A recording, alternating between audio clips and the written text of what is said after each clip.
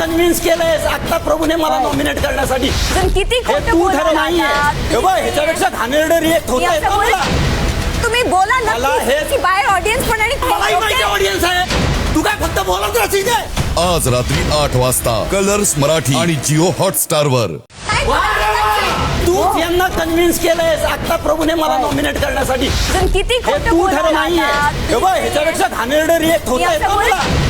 तुम्ही बोला ना मला हे बाहेर ऑडियन्स पण आणि मलाही माहिती ऑडियन्स आहे. तू काय फक्त बोलत राहशील काय?